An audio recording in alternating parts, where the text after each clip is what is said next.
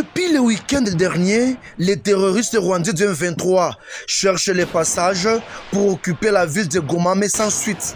La journée de mardi était un calvaire pour les sujets de Paul Kagame. Ces rebelles, après leur échec à Karenga, ont foncé vers la vallée surplombant le pâturage de Kilolirwe avec une tentative d'arriver à Sake. Malheureusement, ils se sont heurtés au fait des forces armées de la République démocratique du Congo où ils ont pris fuite vers le parc national de Virunga. L'armée loyaliste n'a pas hésité de les pourchasser par le feu.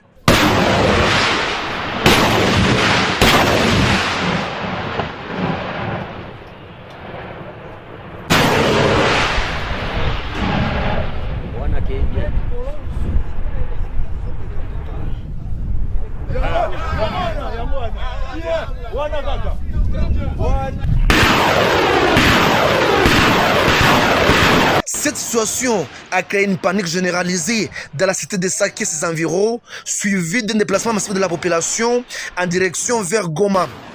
À présent, sur la ligne de front entre les FARDC et les M23 dans les Massissi, signalent les entités de Kimoka, Kilolirwe, Karuba, Kingi, Mouchake et Rubaya sous occupation de l'armée loyaliste.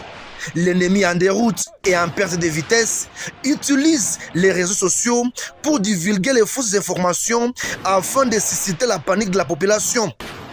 La société civile appelle les patriotes congolais de ne pas se livrer au jeu de l'ennemi.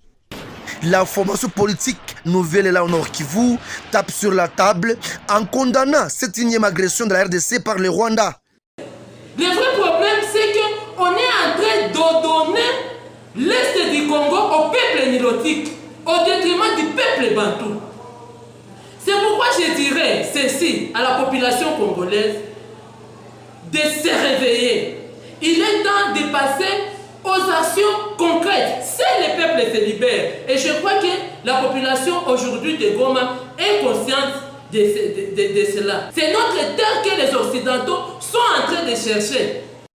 Notons que l'armée loyaliste poursuit l'ennemi dans toutes les directions jusqu'à son dernier retranchement.